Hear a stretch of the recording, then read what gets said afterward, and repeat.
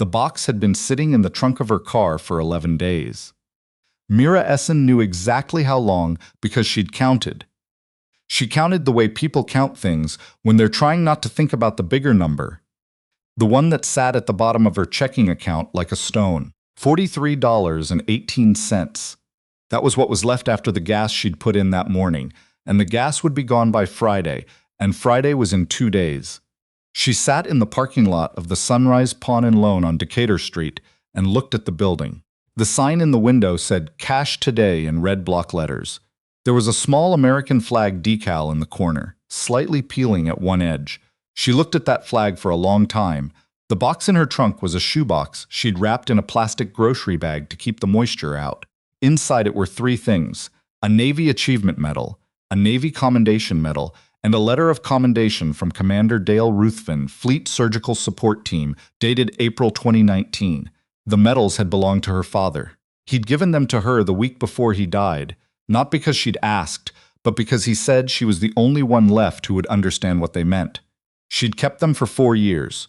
She'd moved twice, lost a job, found another, lost that one too, and through all of it the shoebox had come with her. She'd told herself she'd never sell them. She told herself a lot of things. Mira got out of the car before she could change her mind. The shop smelled like motor oil and old carpet. A glass case along the left wall held jewelry, watches, a few phones. The man behind the counter was maybe 60, with a gray ponytail and a Harley-Davidson shirt. He looked up when she came in but didn't say anything. There was a dog in the shop. She noticed it immediately because it was not the kind of dog that belonged in a pawn shop, or anywhere inside a building, really. It was a Belgian Malinois, large and alert, with a tactical vest strapped to its back. It was lying near the end of the counter, chin on its paws, watching her. Its eyes were the color of amber. "Don't mind Atlas," said the man behind the counter. His name tag read Fael. "He doesn't bite." Mira nodded, not entirely convinced. She set the grocery bag on the counter and carefully removed the shoebox. Phil reached under the counter and put on a pair of cotton gloves without being asked, which she respected. She opened the box and set the medals out one at a time, then the letter. He studied them without touching the letter. He studied them without touching anything yet, just leaning over the glass case with his elbows on the counter. "Navy," he said. "My father. You sure you want to do this?" She looked at him. "Is that something you normally ask?" "No," he said. "Not normally." He picked up the commendation medal and turned it over. Mira looked away. She looked at the jewelry in the case. A row of engagement rings, all sizes, all sitting in a velvet tray, all left by someone who'd once believed in something and then stopped. That was when the dog stood up. She heard the click of its nails on the linoleum before she turned around, and when she did, Atlas was already there. Not close enough to be alarming, but close enough that she could see the muscles along his shoulders, the stillness in his body that wasn't quite rest. He looked at the medals on the counter. Then he looked at her. Then he lay down at her feet. "Atlas." The voice came from a doorway behind the counter that she hadn't noticed. A man stepped through it, early 40s, clean-shaven, wearing a gray t-shirt and jeans. He had a military posture that civilians never quite managed, the kind of stillness that came from having once been required to disappear into a landscape. He looked at the dog, then at Mira, then at the medals on the counter. Something in his face changed. "Sorry," he said. "He got away from me." But he didn't call the dog back. He stood there with his hands loose at his sides and looked at the Navy Commendation Medal the way a person looks at something they recognize. "Those are real," he said. It wasn't a question. "Yes," Mira said. "Who earned them?" "My father, Thomas Essen. He was a hospital corpsman, Fleet Surgical Support Team, based out of Portsmouth." She paused. "He passed away in September." The man looked at the letter of commendation. He didn't touch it. "Dale Ruthven," he said quietly. Mira blinked. "You know him?" "I served under him." He looked up at her. "For 4 years. The pawn shop was very quiet." Phil had stepped back from the counter. "I'm Cade," the man said. He didn't offer a last name and she didn't ask. "That dog is a former MWD military working dog. He did 3 deployments. He doesn't usually take to people." Atlas had not moved from her feet. "I didn't come here to talk," Mira said. She said it flat, not to be rude, but because she could feel the shaking starting in her hands, and she needed to get this over with before it reached her voice. "I need to sell them.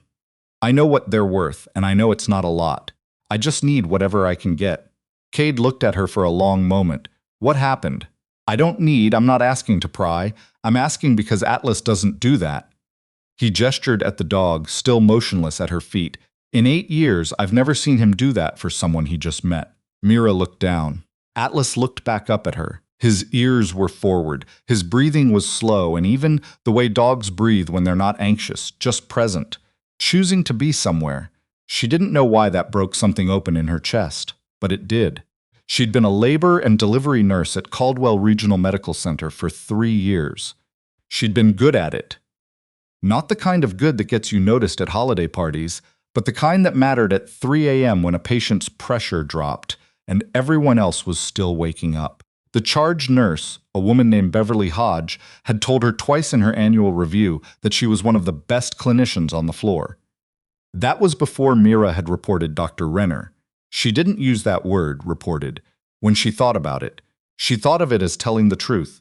A patient had come in at 38 weeks, her first baby, exhausted and scared. The fetal monitor had shown late decelerations for 40 minutes. Mira had charted them, flagged them, asked twice, "Doctor." Renner had been in the building but not on the floor, and when he finally came, he'd documented that the strip was reassuring. It wasn't reassuring. 4 hours later, the patient delivered a baby with severe hypoxic injury. Mira had submitted a formal incident report, then another. Then she'd talked to the risk management office, and when nothing happened, she'd called the State Department of Health. 3 weeks later, she'd been terminated. The letter cited failure to follow chain of command protocol and unprofessional communication with medical staff. She'd hired a lawyer. The lawyer had told her the case was solid, but that these things took time. Time, in this context, meant months. Months, in her context, meant no income, no unemployment. Because the termination had been classified as for cause, and a landlord who had been patient through February, but not anymore. She'd sold her television in December, her good camera in January, her grandmother's silver in February.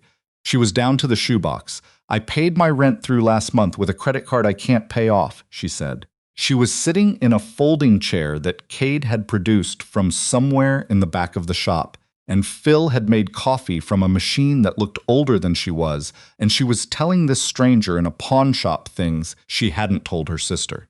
"My lawyer says we might have a real shot at a wrongful termination suit, but the discovery process alone will take until July. It's March." Cade was leaning against the counter with his arms folded, not closed off, just thinking. "What do you need to get through July? More than those medals will give me." "What's the number?" She looked at him. "Why?" "Because I know people," he said, "and I want to understand the problem before I start thinking about whether I can help. I don't take charity. I'm not offering any." He said it simply, without edge. "I'm a veteran with a business and a network. If there's something that can be done, I'd rather know if it's worth exploring. That's all." Atlas shifted at her feet and rested his chin on her shoe. She gave Cade the number. His full name, she would learn, was Cade Elroy Marin. She would laugh at the middle name later, and he would let her. And he had done 2 combat tours with SEAL Team 8 before a knee injury in Kandahar had taken him off the field. He'd come back to Roanoke, where he'd grown up, and bought into Phil's shop when Phil was about to close it in 2021. He knew, by his own count, approximately 40 veterans within a 30-mile radius, and approximately a quarter of them worked in healthcare, law, or local government. He also knew a woman named Judith Pace. Judith had been a charge nurse for 22 years and had also at one point in 2017 been on the receiving end of a retaliatory termination from a hospital system in Ohio. She'd fought it. She'd won. She now ran a nonprofit out of Richmond called First Watch, which provided financial assistance and legal advocacy to healthcare workers who'd been fired for reporting patient safety violations. "She's coming down Thursday." Cade told Mira on the phone 2 days after their meeting in the shop. "She wants to talk to you. You called her about me?" "I told her there was someone she should meet. That's all." A pause. "You don't have to come." She came. Judith Pace was 61 small, with close-cropped gray hair and reading glasses that she wore on a chain around her neck. She met Mira at Cade's shop on a Thursday afternoon in late March and shook her hand with both of hers, which was the kind of handshake that communicated that the person had shaken a lot of difficult hands and meant it each time. She went through Mira's documentation for 2 hours. The incident reports. The original fetal monitoring strips, which Mira had requested a copy of through her lawyer, the termination letter, the timeline. When she was done, she took off her reading glasses and set them on the table. The chain of command violation is pretextual, she said. You went to risk management before external reporting. That's exactly what the hospital's own policy requires. They know that. Your lawyer knows that. The question is whether the hospital knows that you know that. They do now, Mira said. We sent a demand letter in February. Judith nodded. Good. Here's what I want to offer. First Watch can cover your living expenses through July. Not as a loan, as program support. You'd submit receipts. We'd pay direct. Second, we have an attorney in our network who specializes in whistleblower retaliation. She's better than whoever you have. Mira felt something strange in her throat. It took her a moment to identify it as relief, which she hadn't felt in so long that it had started to feel like a different person's emotion. Why are you doing this? She asked. You don't know me. I know your file, Judith said. And I know that a baby was hurt and you're the one who lost a job over it. That's enough. She paused. Also, Cade told me about your father. Thomas Essen served in the same theater as my brother-in-law. Small world. Mira looked across the shop to where Cade was pretending to reorganize a case of watches. Atlas was at his side, but the dog's head was turned toward her, those amber eyes steady and patient. He kept lying down on my feet, she said. The first day I came in, I thought it was strange. Judith smiled. Dogs like that have spent years reading people who can't afford to show what they're feeling. They learn to find it another way. She capped her pen. So, do we have a deal? April was hard, but differently hard than March had been. In March, the hardness had been shapeless, a weight she carried with no way to set it down. In April, there were phone calls to make, documents to organize, appointments to keep. Hard in the way that working is hard, which is bearable. The new attorney's name was Selina Crotch. She was 44 and had a voice like a civil court judge, and she called Caldwell Regional's legal team on April 9th and told them she was filing a whistleblower retaliation claim under Virginia Code Section 801-216.3 and would also be referring the matter to the Joint Commission for a Quality of Care review. They asked for a brief extension to consult internally. They always do, Selina told Mira afterward. It means they're scared.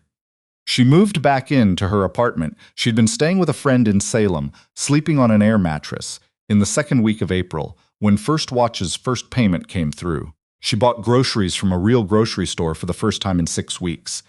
She stood in the cereal aisle for a long time, not because she couldn't choose, but because she could. She went back to the pawn shop not to do business, just to visit. She wasn't entirely sure why.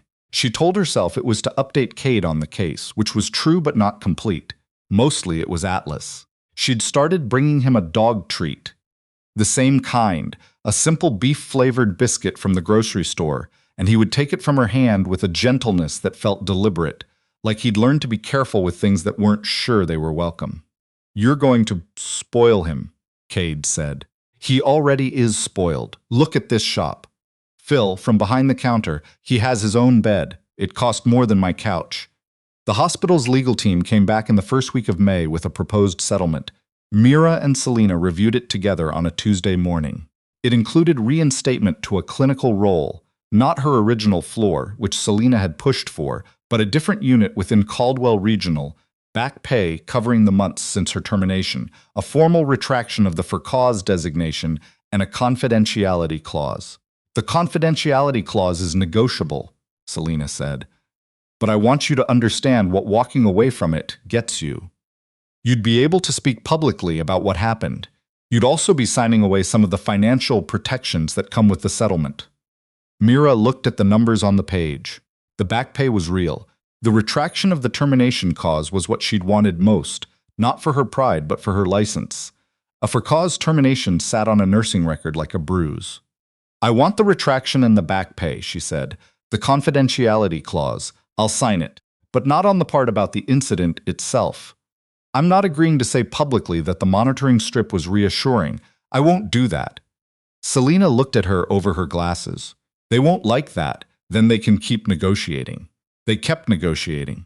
The final agreement came through on a Friday in late May. A Friday, which felt appropriate, the kind of day where things that have been waiting all week finally decide to happen. The confidentiality clause had been narrowed to internal personnel matters only. The retraction stood.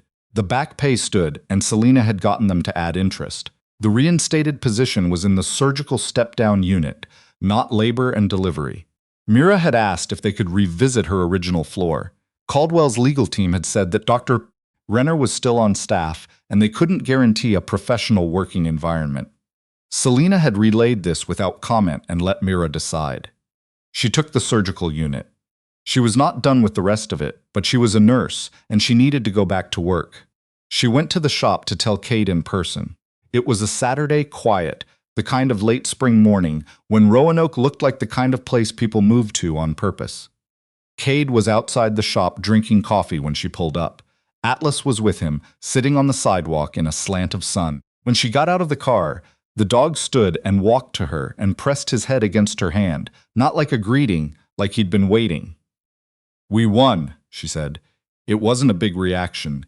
It was the kind of exhale that people make when they've been quietly holding something for a long time. Yeah. She scratched Atlas behind the ear and he leaned into her hand. "I don't know how to thank you. I've been trying to figure out what to say and I keep not being able to." "You don't have to say anything. I had those medals in my trunk for 11 days, she said. "I kept not being able to make myself go in. And then I finally went in and a dog lay down on my feet and a pawn shop owner had served under my father's commanding officer." She looked at him. "That's not something that just happens." "It happened," he said simply. She pulled the shoebox out of her bag. She'd wrapped it in the grocery bag again, the same one. "I want to give you these," she said. "Not sell them. Give them." He looked at the box. "Mira, he gave them to me because he said I was the only one who would understand what they meant. I think he was wrong. I think there are more people than he knew." She held the box out. "You understand what they meant. Keep them for me." Cade took the box. He held it with both hands, the way Phil had held the medals with his cotton gloves, carefully, aware of the weight. Atlas sat between them on the sidewalk and watched the morning traffic on Decatur Street, his amber eyes tracking something neither of them could see. He was not anxious. He was not alert. He was the particular stillness of an animal that has done its job and knows it. The sun came through the storefront windows of the Sunrise Pawn and Loan and made rectangles of light on the linoleum floor inside, and somewhere, a few blocks over a church bell was ringing the hour, and Mira Essen stood on the sidewalk with her father's medals in someone else's hands and felt, for the first time in a long time, like the ground beneath her was solid. It would take until August for the state's quality of care review to conclude. It found documentation inconsistencies in Dr. Renner's charting that the Joint Commission referred for further review. It took until October for Caldwell Regional to settle a separate civil suit brought by the family of the infant. A little girl, Mira would learn from a news brief, who had been named Elsa.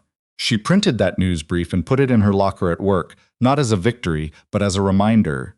She was back in scrubs by June. The surgical step-down unit was different, faster in some ways, quieter in others. Her new charge nurse was a man named Ferris, who had been a paramedic for 8 years before nursing school, and who communicated primarily in short sentences and approved of people who did the same. She liked him immediately. She still went to the shop sometimes on Saturday mornings. She still brought the biscuits. Atlas still took them from her hand with that careful gentleness, and she still couldn't entirely explain why that mattered to her, except that it did. The way some things matter not because they're large, but because they were there at exactly the right moment, in exactly the right form, when everything else had run out. The medals hung on the wall in the back room of the shop, in a shadow box that Phil had built from scrap wood and glass he'd had in the back for years, waiting for a use. Below them, Phil had placed a small card in his own handwriting. Thomas Essen, USN, Hospital Corpsman. He took care of people. It wasn't a monument. It wasn't a ceremony. It was a pawn shop in Roanoke, Virginia, on Decatur Street, and it was exactly enough.